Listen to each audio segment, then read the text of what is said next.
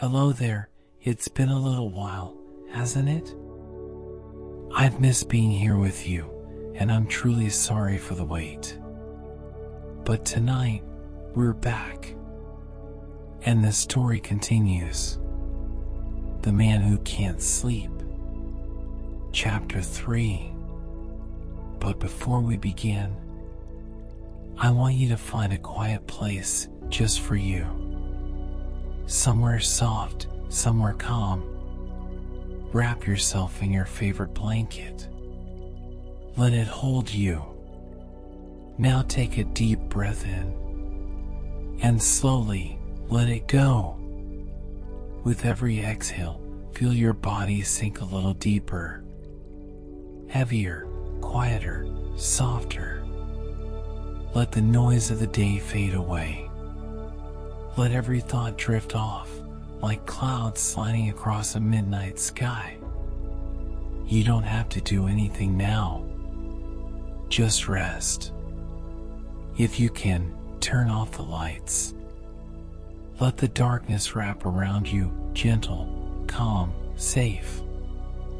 Welcome to the place where time slows down, where moonlight whispers through the night, and every sound feels like a lullaby. Tonight, I have a story for you about a man who searched for peace, but found only the endless whisper of wakefulness. He wandered through quiet rooms and darker thoughts, haunted by nights that refused to end. No dream would come to him. No rest would stay. In his sleepless world, time moved like a ghost, softly, endlessly, until the line between night and day began to fade. But one evening, something changed.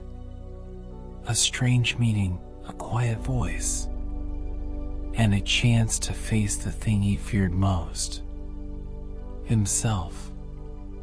It's a story about restlessness, about the battle between the body and the mind, and the longing we all share for just one peaceful night. So get comfortable, pull your blanket close, and listen as we drift into the story of the man who couldn't sleep.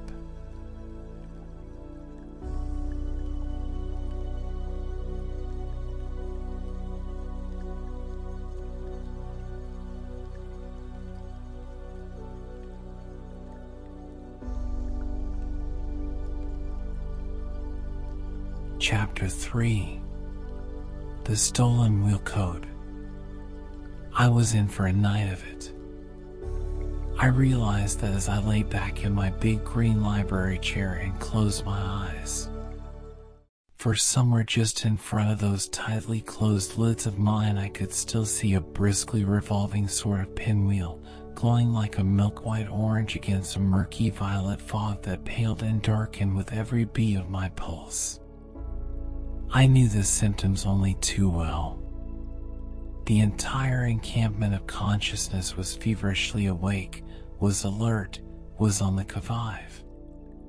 That pulsing white pinwheel was purely a personal matter between me and my imagination. It was something distinctly my own. It was me. And being essentially subjective, it could be neither banished nor controlled. So I decided to make for the open. To think of a four-poster in any such era of intensified wakefulness would be a mockery. For I was the arena of that morbid wakefulness which brought with it an overcrowded mental consciousness of existence far beyond my own physical vision, as though I had been appointed night watchman for the whole round world, with a searching eye on all its multitudinous activities and aberrations. I seemed able to catch its breathing as it slept its cosmic sleep. I seemed to brood with lunar aloofness above its teeming plains, depressed by its enormous dimensions, confused by its incomprehensible tangle and clutter of crisscross destinies. Its uncountable midnight voices seemed to merge into a vague sigh, so pensively remote, so inexpressibly tragic, that when I stood in my doorway and caught the sound of a harebrained young Romeo go whistling down past the Players Club, his shrill repiping of a Broadway roof song seemed more than discordant, it seemed desecration. The fool was happy when the whole world was sitting with its fists clenched, awaiting some undefined doom. It was long past midnight, I remembered as I closed the door. For it must have been an hour and more since I had looked out and seen the 12 ruby flashes from the topmost peak of the Metropolitan Tower signaling its dolorous message that another day had gone. I had watched those 12 winks with a sinking heart, finding something sardonic in their brisk levity, for I had been reminded by a telltale neurasthenic twitching of my right eyelid that some angling Satan known as insomnia was once more tugging and jerking at my soul, as a fly hook tugs and jerks at a trout's mouth. I knew, even as I wandered drearily off from my house door and paced as drearily round and round the iron fence park enclosure, that I was destined for another sleepless night. And I had no intention of passing it cooped up between four walls. I had tried that before, and in that way, I remembered, madness lay. So I wandered restlessly on through the deserted streets, with no active thought of destination and no immediate sense of direction. All I remembered was that the city lay about me, bathed in a night of exceptional mildness, a night that should have left it beautiful. But it lay about me, in its stillness, as dead and flat and stale as a tumbler of tepid wine. I flung myself wearily down on a bench in Madison Square, facing the slowly spurting fountain that had so often seemed to me a sort of visible pulse of the sleeping city. I sat peering idly up at the Flatiron Building, where like an eternal plowshare it threw its eternal cross furrows of Fifth Avenue and Broadway along the city's tangled stubble of steel and stone. Then I peered at the sleepers all about me, the happy sleepers huddled and sprawled along the park benches. I envied them, every mortal of that ragged and homeless army. I almost hated them, for they were drinking deep of the one thing I had been denied. As I lounged there with my hat pulled down over my eyes, I listened to the soothing purr and splash of the ever-pulsing fountain. Then I let my gaze wander disconsolately southward, out past the bronze statue of Seward. I watched the driver of a 23rd Street taxicab of the Nighthawk variety asleep on his seat. He sat there in his faded hat and coat, as motionless as metal, as though he had loomed there through all the ages, like a brazen statue of slumber under his mellowing patina of time. Then, as I gazed idly northward, I suddenly forgot the fountain and the Nighthawk chauffeur and the sleepers. For out of Fifth Avenue, past where the double row of electric globes swung down the gentle slope of Murray Hill like a double pearl strand down a woman's breast, I caught sight of a figure turning quietly into the quietness of the square. It attracted and held my eye because it seemed the only movement in that place of utter stillness, where even the verdigris-tinted trees stood as motionless as though they had been cut from plates of copper. I watched the figure as it drew nearer and nearer. The lonely midnight seemed to convert the casual stroller into an emissary of mystery, into something compelling and momentous. I sat indolently back on my park bench, peering at him as he drifted in under the milk-white arc lamps whose scattered globes were so like a scurry of bubbles caught in the tree branches. I watched the stranger as closely as a traveler in mid-ocean watches the approach of a lonely steamer. I did not move as he stood for a moment beside the fountain. I gave no sign of life as he looked slowly about, hesitated, and then crossed over to the end of the very bench on which I sat. There was something military-like about the slim young figure in its untimely and incongruous cape overcoat. There was also something alert and guardedly observant in the man's movements as he settled himself back in the bench. He sat there listening to the purr and splash of the water. Then, in an incredibly short space of time, he was fast asleep. I still sat beside him. I was still idly pondering who and what the newcomer could be when another movement attracted my attention. It was the almost silent approach of a second and larger figure, the figure of a wide-shouldered man in navy blue serge, passing quietly in between the double line of bench sleepers. He circled once about the granite bowl ring of the fountain. Then he dropped diffidently into the seat next to the man in the cape overcoat, not 5 feet from where I sat. Something about him, from the moment he took up that position, challenged my attention. I watched him from under my hat brim as he looked guardedly about. I did not move as he let his covert eyes dwell for a moment or two on my lounging figure. I still watched him as he bent forward and listened to the deep breathing of the man so close beside him.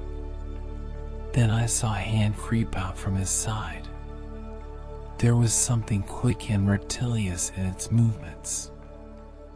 I saw it feel and pat about the sleeping man's breast. Then I saw it slip, snake-like, in under the cloth of the coat. It moved about there for a second or two, as though busily exploring the recess of every possible pocket. Then I saw the stealthy hand quietly but quickly withdrawn.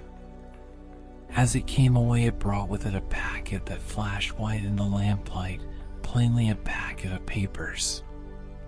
This was thrust hurriedly down into the coat pocket of the newcomer next to me. There was not a sound. There was no more movement. The wide-shouldered man sat there for what must have been a full minute of time. Then he rose quietly to his feet and started as quietly away. It wasn't until then that the full reality of what he had done came home to me. He had deliberately robbed a sleeping and unprotected man. He was at that moment actually carrying away the spoils of some predetermined and audacious theft. And I had sat calmly and unprotestingly by and watched a thief, a professional dip, enact a crime under my very eyes, within 5 feet of me. In 3 quick steps I had crossed to the sleeping man's side and was shaking him. I still kept my eyes on the slowly retreating figure of the thief as he made his apparently diffident way up through the square. I had often heard of those street harpies known as lush dips, those professional pickpockets who prey on the wayside inebriate. But never before had I seen one at work. "Quick! Wake up!" I cried, with a desperate shake at the sleeper's shoulder. "You've been robbed." The next move of that little midnight drama was an unexpected and startling one. Instead of being confronted by the disputatious maunderings of a half-wakened sleeper, as I expected, I was suddenly and firmly caught by the arm and jerked bodily into the seat beside him. "You've been robbed," I repeated as I felt that firm grip haul me seaward. "Shut up," said a calm and very wide-awake voice, quite close to my ear. I struggled to tear my arm away from the hand that still clung to it. "But you've been robbed," I expostulated.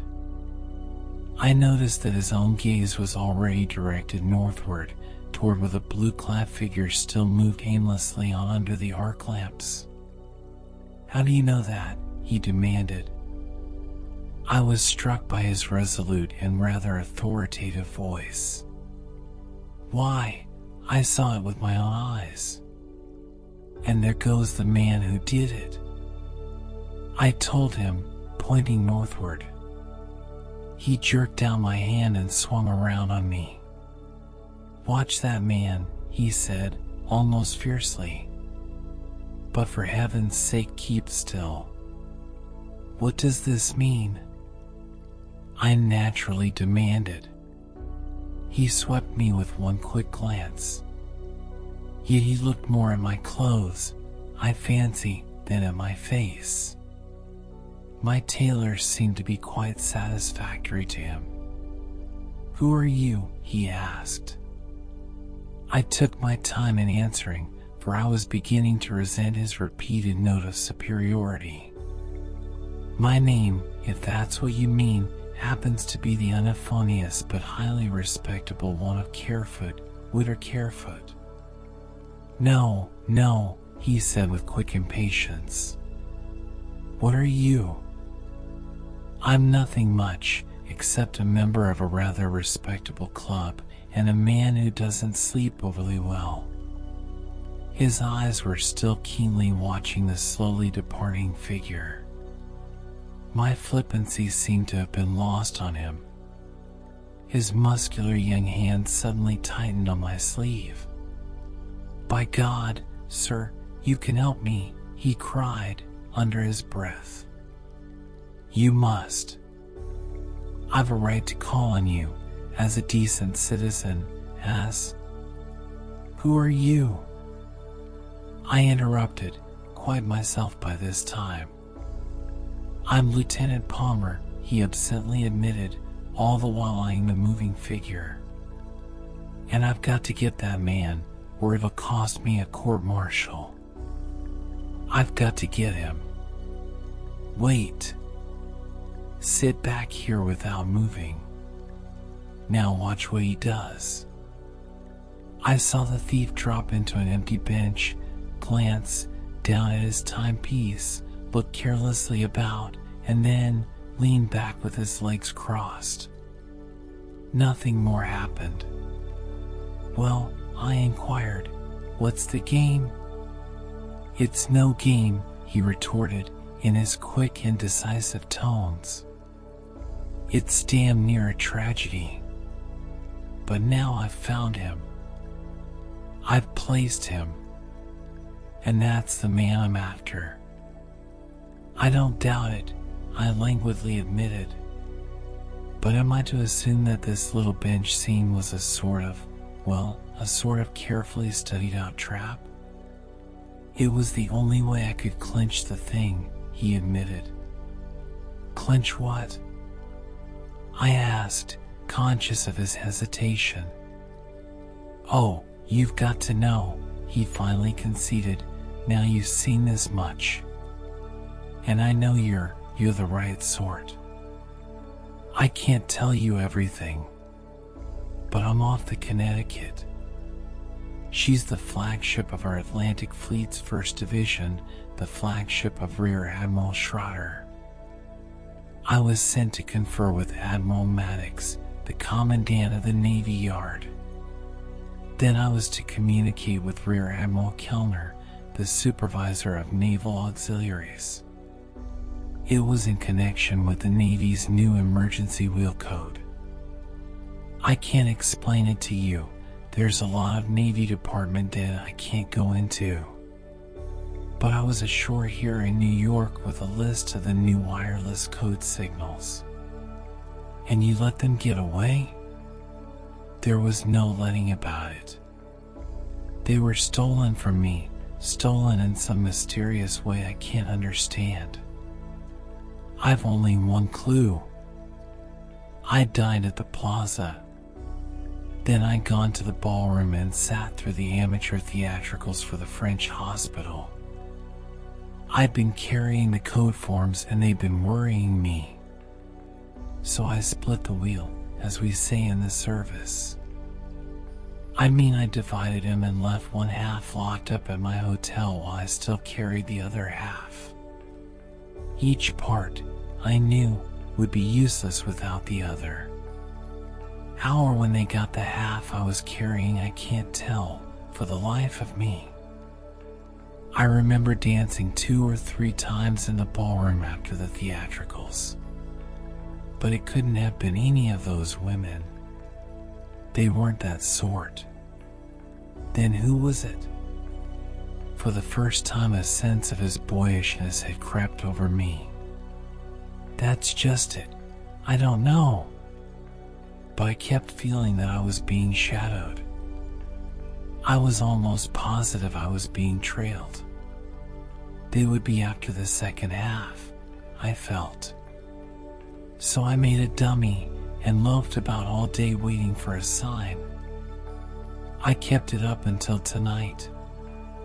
Then, when I actually found I was being followed, every move I made, His voice trailed off and he caught at my arm again. See, he's on the move again. He's going, this time. And that's the man. I want you to help me watch him, watch every step and trick. And if there's a second man, I'm going to get you to follow him while I stick to this one. It's not altogether for myself, remember, it's more for the whole service. We were on our feet by this time, passing northward along the asphalted walks that wound in and out between the trees. You mean this man's a sort of agent, a foreign spy, after your naval secrets? I asked, as we watched the figure in blue circle casually out toward Fifth Avenue. That's what I've got to find out. And I'm going to do it if I have to follow him to hell and back, was the young officer's answer. Then he suddenly drew up, with a whispered warning.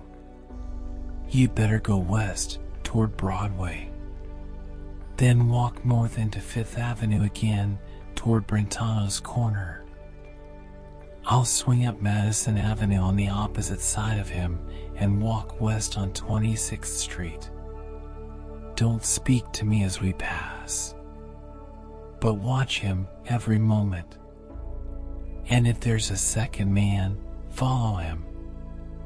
A moment later, I was sauntering westward toward the old Hoffman House corner.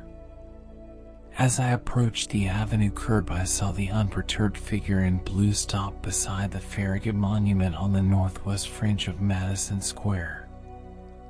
I saw him take out a cigar, slowly and deliberated strike a match on the stonework of the exedra, and then as slowly and deliberately light his cigar.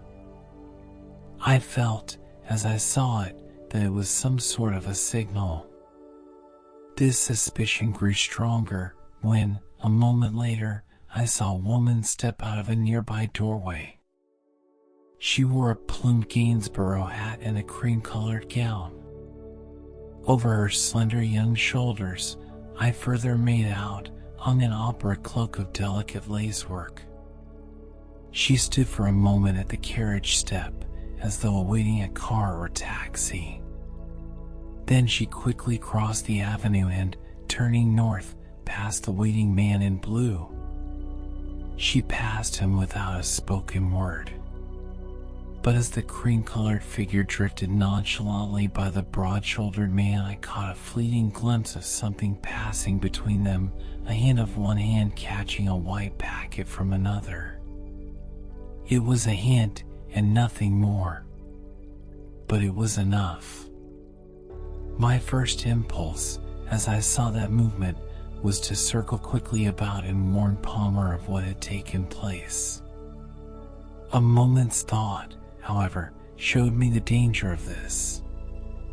And the young lieutenant, I could see, had already changed his course so that his path southward through the center of the square paralleled that of the other man now walking more briskly along the avenue curb. He had clearly stated that I was to watch any Confederate. I had no intention to quibble over side issues. As I started northward, indeed, after that mysterious figure in the Gainsborough hat and the cream-colored gown, a most pleasurable and purposeful tingle of excitement thrilled up and down my backbone. I shadowed her as guardedly as I was able, following her block by block as she hurried up the empty thoroughfare that was now as quiet and lonely as a glacial moraine.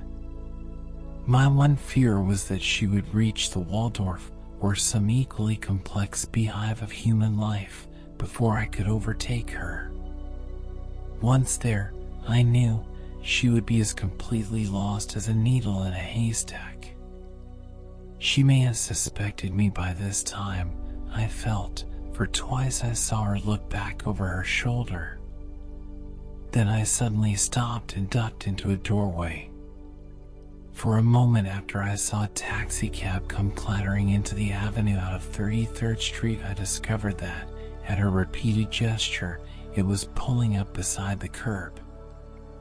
I stood well back in the shadow until she had climbed into the seat, the door had slammed shut, and the driver had turned his vehicle about and started northward again. Then I skirted along the shop fronts, darted across the street, and made straight for the hotel cab stand and a taxi driver drowsily exhaling cigarette smoke up toward the tepid midnight skies. The bill I thrust into his hand took all the sleep out of his body and into the incense to the morning stars. Up the avenue, I said as I clambered in, and follow that taxi cab 2 blocks behind until it turns, and then run up on it and wait. It turned at 42nd Street and went eastward to Lexington Avenue. Then, doubling on its tracks, it swung southward again. We let it clatter on well ahead of us. But as it turned suddenly westward, at the corner of 23rd Street, we broke the speed laws to draw once more up to it. Then, as we crossed 23rd Street, I told the driver to keep on southward toward Gramercy Square. For I had caught sight of the other taxi already drawn up at the curb halfway between Lexington and 4th Avenues. A moment after we jolted across the car tracks, I slipped away from my cab and ran back to the cross street on foot. As I reached the corner, I caught sight of a figure in a cream-colored gown cross the sidewalk and stepped quickly into the doorway of a shabby 4-story building. I had no time to study this building. It might have been an antiquated residence turned into a cluster of artist studios or a third-rate domicile of third-rate business firms. My one important discovery was that the door opened as I turned the knob and that I was able quietly and quickly to step into the dark hallway. I stood there in the gloom, listening intently. I could hear the light and hurried click of shoe heels on the bare tread boards of the stairs. I waited and listened and carefully counted these clicks. I knew, as I did so, that the woman had climbed to the top floor. Then I heard the chink of metal, the sound of a key thrust into a lock, and then the cautious closing of a door. Then I found myself surrounded by nothing but darkness and silence again. I stood there in deep thought for a minute or two. Then I groped my way cautiously to the foot of the stairs, found the heavy old-fashioned balustrade, and slowly and silently climbed the stairway. I did not stop until I found myself on the top floor of that quiet and many-adored building. I paused there, at a standstill, peering through the darkness that surrounded me. My search was rewarded by the discovery of one thin streak of yellow light along what must have been the bottom of a closed door. Just beyond that door, I felt, my pursuit was to come to an end. I groped my way to the wall and tiptoed quietly forward. When I came to the door, I let my hand close noiselessly about the knob. Then, cushioning it with a firm grasp, I turned it slowly, inch by inch. The door, I found, was locked. But inside the room I could still hear the occasional click of shoe heels and the indeterminate noises of an occupant moving quietly yet hurriedly about. I stood there, puzzled, depressed by my first feeling of frustration. Then I made out the vague oblong of what must have been a window in the rear of a narrow hall. I tiptoed back to this window, in the hope that it might lead to something. I found, to my disappointment, that it was barred with half-inch iron rods, and this meant a second defeat. As I tested these rods, I came on one that was not so secure as the others. One quiet and steady wrench brought an end screw bodily out of the half-rotted wood. Another patient twist or two entirely freed the other end. I found myself armed with a 4-foot bar, sharp and wedge-like at each end for its screw head. So I made my way silently back to the pencil of yellow light and the locked door above it. I stood there listening for a minute or two. All I could hear was the running of tap water and the occasional rustling of a paper. So I quietly forced the edge of my rod in between the door and its jamb, and as quietly levered the end outward. Something had to give under that strain. I was woefully afraid that it would be the lock bar itself. This I knew would go with a snap and promptly betray my movement. But as I increased the pressure, I could see that it was the socket screws that were slowly yielding in the pine wood jamb. I stopped and waited for some obliterating noise before venturing the last thrust that would send the bolt free of the loosening socket. It came with the sudden sound of steps and the turning off of the running tap. The door had been forced open and stood an inch or two from the jamb before the steps sounded again. I waited, with my heart in my mouth, wondering if anything had been overheard, if anything had been discovered. It was only then, too, that the enormity of my offense came home to me. I was a housebreaker. I was playing the part of a midnight burglar. I was facing a situation in which I had no immediate interest. I was being confronted by perils I had no means of comprehending. But I intended to get inside that room, no matter what it cost. I heard, as I stood there, the sound of a drawer being opened and closed. Then came a heel click or two on the wooden floor, and then an impatient and quite audible sigh. There was no mistaking that sigh. It was as freighted with femininity as though I had heard a woman's voice. And nothing was to be gained by waiting. So I first leaned my iron rod silently against the door corner.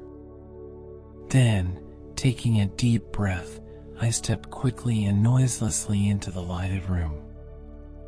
I stood there, close beside the partly open door, blinking a little at the sudden glare of light. There was an appreciable interval before the details of the scene could register themselves on my mind. What I saw was a large and plainly furnished room. Across one corner stood a roll-top desk, and from the top of this I caught the glimmer of a telephone transmitter. In the rear wall stood two old-fashioned, low-ceiled windows.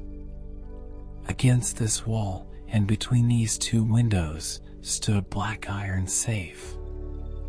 Before the open door of this safe, with her back turned to me, was the woman in the cream-colored gown. It was quite plain that she was not yet aware of my presence. She had thrown her hat and cape aside, and was at the moment bending low over the dark maw of the open safe, reaching into its recesses with one white and rounded arm. I stood there watching her, wondering what move would be most effective. I made no sound, of that I was certain. Yet some sixth sense must have warned her of my presence. For without rhyme or reason she suddenly stood erect, and swinging about in her tracks, confronted me. Her face, which had been a little flushed from stooping, went white. She stared at me without speaking, her eyes wide with terrified wonder. I could see her lips slowly part, as the shock of what she beheld began to relax the jaw muscles along the olive-white cheek. I stared back at her with a singularly disengaged mind. I felt, in fact, very much at my ease, very much the master of the situation. As an opponent, I could see she would be more than mysterious. She would, in fact, be extremely interesting. Her next move, however, threw a new complexion on the situation, for she unexpectedly let her hand dart out to the wall beside her, just behind the safe top. As she did so, I could hear the snap of a switch button. The next moment the light went out. It left the room in impenetrable darkness. I stood there, unprepared for any offensive or defensive movement. Yet my enemy, I knew, was not idle.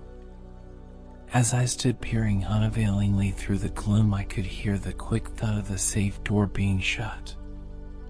Then came the distinct sound of a heavy key being thrust and turned in a metal lock.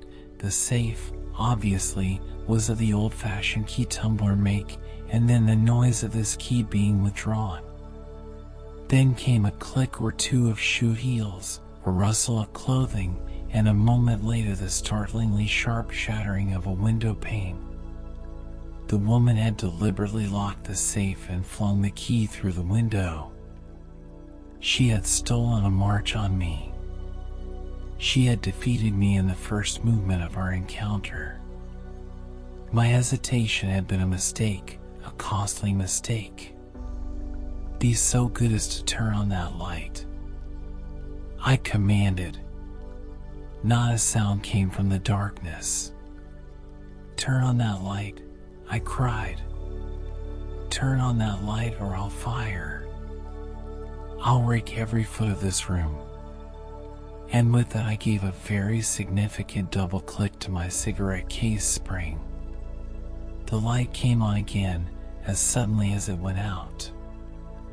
I discreetly pocketed my cigarette case. The woman was standing beside the safe, as before, studying me with her wide and challenging eyes. But all this time not a word had come from her lips. Sit down, I commanded, as authoritatively and yet as offhandedly as I could. It was then that she spoke for the first time. Thank you, I prefer to stand, was her answer. She spoke calmly and distinctly and almost without accent. Yet I felt the voice was, in some way, a foreign one. Some vague substratum of the exotic in the carefully enunciated tones made me surmise that she was either an Austrian or a Gallicized Hungarian, or if not that, possibly a Polish woman. You will be here for some time, I ended.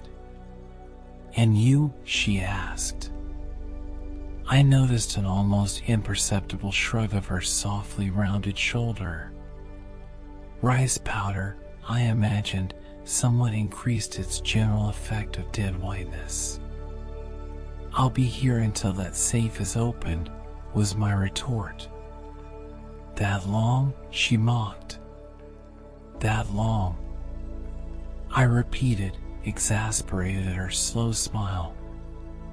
Ah, then I shall sit down, she murmured as she caught up the lace cape and adjusted it about her shoulders. For, believe me, that will be a very, very long time, monsieur. I watched her carefully as she crossed the room and sank into a chair. She drew her cream-colored train across her knees with frugal and studious deliberateness. It suddenly flashed over me, as I watched her, that her ruse might have been a double-barreled one. Obliquity such as hers would have unseen convolutions. It was not the key to the safe she had flung through the window. She would never have been so foolish. It was a trick, a subterfuge. She still had that key somewhere about her. And now what must I do?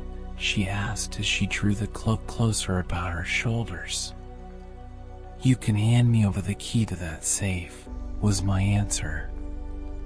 She could actually afford to laugh a little. That is quite impossible. I want that key, I insisted. Pardon, but is this not dangerous? She mildly inquired. Is it not so, to break into houses at midnight and rob women? It was my turn to laugh. Not a bit of it, I calmly assured her. And you can judge if I'm frightened or not. There's something much more dangerous than that. She was again studying me with her puzzled and ever-narrowing eyes. Which means, she prompted. Well, for example, the theft of government naval codes, among other things. You are very, very drunk, she retorted with her quietly scoffing smile. Or you are insane, quite insane. May I not lock my jewels in my own safe? Ah, I begin to see, this is a trick that you may steal from me. Then why not send for the police?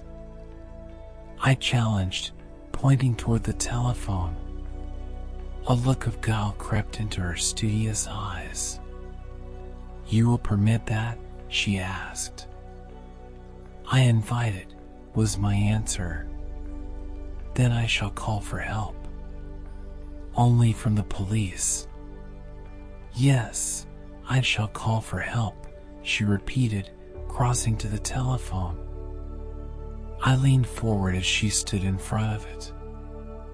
I caught her bare arm in my left hand, just below the elbow.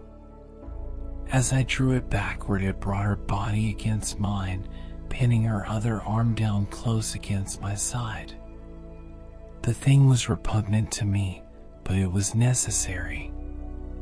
As I pinioned her there, writhing and panting, I deliberately thrust my right hand into the open bosom of her gown. I was dimly conscious of a faint aura of perfume, of a sense of warmth behind the soft and lace-fringed corsage. But it was the key itself that redeemed the rude assault and brought a gasp of relief to my lips, the huge brass key, as big as an egg beater. Lush! I heard gasped into my ear. The woman staggered to a chair, white to the lips, and for a moment or two I thought she was going to faint. Oh, you dog, she gasped as she sat there panting and staring at me with blazing eyes. Cochon. Cur. But I paid little heed to her, for the wine of victory was already coursing and tingling through my veins. You know, you can still call the police, I told her as I faced the heavy black door of the safe. One turn of the wrist, I knew, would bring me face to face with my prize. A sudden movement from the woman, as I stooped over the safe door, brought me round in a flash. She was on her feet and halfway across the room before I could intercept her. And I was not any too gentle, I'm afraid, for the excitement of the thing had gone to my head. That earlier assault at my hands seemed to have intimidated her. I could see actual terror in her eyes as I forced her back against the wall. She must have realized her helplessness. She stared up into my face, bewildered, desperate. There was something supple and panther-like about her, something alluring and yet disturbing. I could see what an effective weapon that sheer physical beauty of hers might be once its tigerish menace had been fully sheathed. Wait, she cried, catching at my arm. If there is anything you want, I will give it to you. There are several things I want, was my uncompromising answer. But why should you want them? She asked, still clinging to my arm. It's my duty to take them, I replied, unconscious of any mendacity. That's what I'm sent here for. That's why I've watched the man who gave you the packet. What packet? The packet you took in Madison Square an hour ago. The packet you locked in this safe. And if you like, I'll tell you just what that packet is. This is some mistake, some very sad mistake, she had the effrontery to declare. Her arms still clung to me. Her face was very close to mine as she went on. I can explain everything if you will only give me the time, everything. I can show you where you are wrong and how you may suffer through a mistake like this. We can talk all that over later, I promptly told her, for I was beginning to suspect that her object now was merely to kill time, to keep me there, in the hope of some chance discovery. I peered about the room, wondering what would be the quickest way out of my dilemma. "What are you going to do?" she asked as she watched me shove a chair over against the wall, directly beside the safe. "I'm going to seat you very comfortably in this very comfortable chair," I informed her, "and in this equally comfortable corner directly behind the safe door. And at the first trick or sign of trouble, I'm afraid I'm going to make a hole right through one of those nice white shoulders of yours." She sat down without being forced into the chair. Her alert and ever-moving eyes blazed luminously from her dead white face. I knew, as I thrust the huge key in the safe lock and turned it back, that she would have to be watched, and watched every moment of the time. I had already counted on the safe door as it swung back, making a barrier across the corner in which she sat. This I found to be the case. I took a second precaution, however, by shoving a tilted chair back firmly in under the edge of the safe lock. I knew, as I stooped before the open strong box, that she could make no sudden move without my being conscious of it. I also knew that time was precious. So I reached into the depths of the almost empty safe and lifted out a number of papers neatly held together by a rubber band. These I placed on the safe top. Then I snapped off the band and examined the first document. On the back of it, neatly inscribed in French, was the eminently satisfactory legend, "Plans and Specifications, B.S. Lake Torpedo Company, Bridgeport." The next packet was a blueprint of war projectiles, and on the back of it was written, "Model tracings through Jenner from the Bliss and Company Works 18 self-projectors." The third packet carried no inscription, but as I opened it I saw at a glance what it was. I knew in a moment that I held before me the governmental will code of wireless signals in active service. It was the code that had been stolen from Lieutenant Palmer. The fourth and last paper I found was plainly the dummy which had been taken from the same officer that night in Madison Square. The case was complete. The chase was over and done. "In the cash drawer on the right, you will find more," quietly remarked the young woman watching me from the side of the safe. "It's locked," I said, as I tugged at the drawer knob. I stood erect at her sudden laugh. "Why not take everything?" she asked, with her scoffing smile. And I saw no reason why I shouldn't, though a suspicion crossed my mind that this might be still another ruse to kill time. If such it was, I faced it at once, for I set my boot heel promptly in against the wooden cash drawer, smashing it at one blow. She had been mistaken, or had deliberately lied, for the drawer was empty. And I told her so, with considerable heat. "Ah, we all make mistakes, I think," she murmured with her enigmatic shrug. "What I want to know," I said as I banded the 4 papers together and thrust them down in my pocket, is just how you got that first code from my young friend the lieutenant?" She smiled again, a little wearily, as I swung the safe door shut and locked it. She did not rise from the chair, but as I stood confronting her, something in my attitude apparently struck her as distinctly humorous, for she broke into a sudden and deeper ripple of laughter. There was, however, something icy and chilling in it. Her eyes now seemed more veiled. They had lost their earlier look of terror. Her face seemed to have relaxed into softer contours. "Would you like to know?" she said, lifting her face and looking with that older, half-mocking glance into my own. She was speaking slowly and deliberately, and I could see the slight shrug she gave to one panther-like shoulder. "Would I be so out of place in a ballroom? Ah, have not more things than hearts been lost when a man dances with a woman?" "I see, you mean you stole it at the plaza?" "Not at all, monsieur," she murmured languidly back. Then she drew a deeper breath and sat more rigid in her straight-back chair.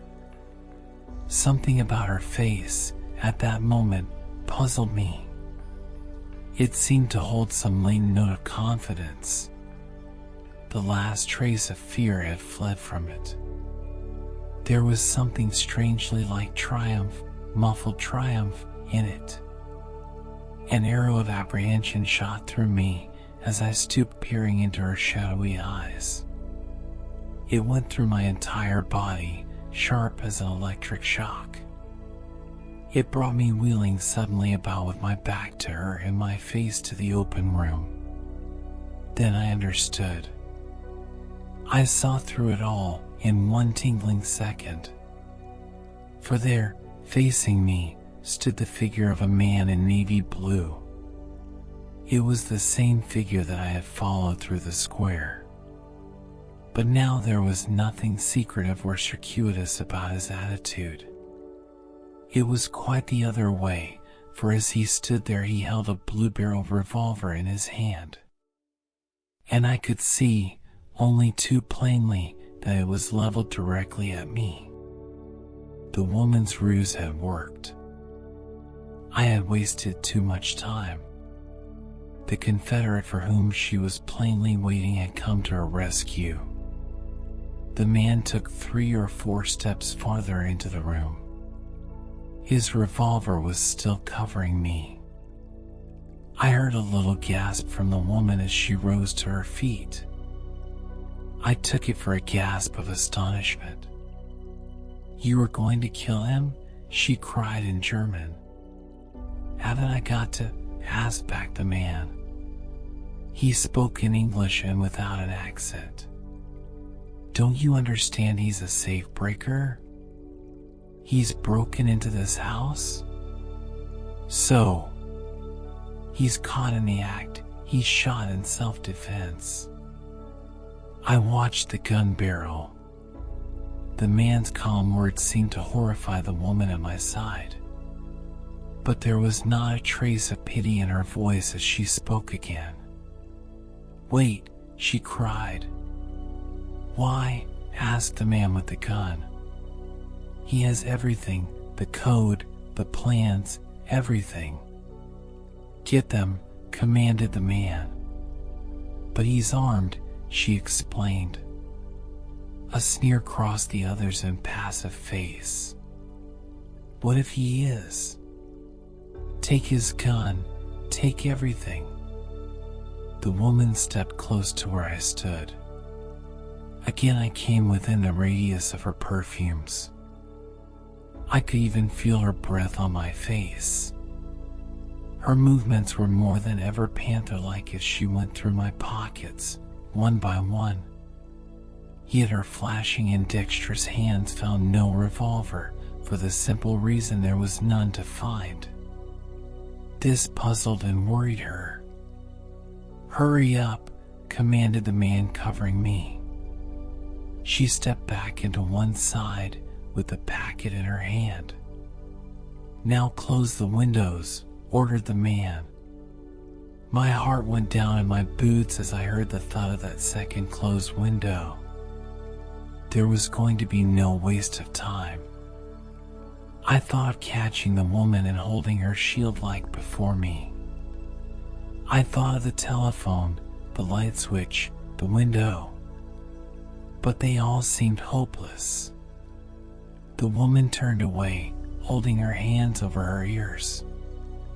The incongruous thought flashed through me that 2 hours before I had called the city flat and stale, and here, within a rifle shot of my own door, I was standing face to face with death itself. "Look here," I cried, much as I hated to. "What do you get out of this?" "You," said the man. "And what good will that do?" "It'll probably shut your mouth, for one thing." "But there are other mouths," I cried. "And I'm afraid they'll have a great deal to say." "I'm ready for them," was his answer. I could see his arm raise a little and straighten out as it raised. The gun barrel was nothing but a black O at the end of my line of vision. I felt my heart stop, for I surmised what the movement meant. Then I laughed outright, aloud, and altogether foolishly and hysterically. The strain had been too much for me, and the snap of the release had come too suddenly, too unexpectedly. I could see the man with the gun blink perplexedly for a second or two, and then I could see the tightening of his thin-lipped mouth. But that was not all I had seen. For through the half-closed door I had caught sight of the slowly raised iron rod, the very rod I had wrenched from the outer hall window. I had seen its descent at the moment I realized the finality in those quickly tightening lips. It struck the arm on its downward sweep. But it was not in time to stop the discharge of the revolver. The report thundered through the room as the bullet ripped and splintered into the pine of the floor. At the same moment the discharged firearm went spinning across the room, and as the man who held it went down with the blow, young Palmer himself swung toward me through the drifting smoke. As he did so, I turned to the woman with her hands still pressed to her ears.